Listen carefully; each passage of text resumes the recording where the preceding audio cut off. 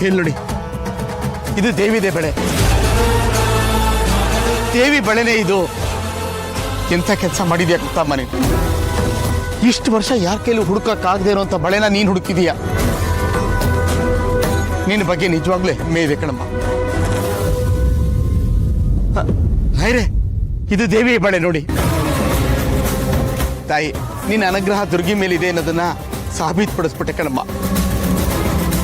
ಈ ಜನ್ಮದಲ್ಲಿ ಈ ಬಳೆ ನೋಡೋ ಸೌಭಾಗ್ಯ ನನಗೆ ಸಿಗುತ್ತೆ ಅಂತ ನಾನು ಅಂದ್ಕೊಂಡೇ ಇತ್ತಿಲ್ಲ.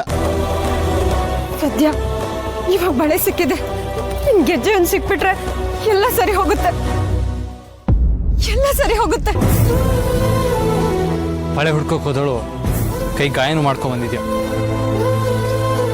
ಹಾಗೆ ಬಿಟ್ರೆ ಸೆಪ್ಟಿಕ್ ಆಗುತ್ತೆ. ಬಾ ಚಿಕ್ಕಪ್ಪ.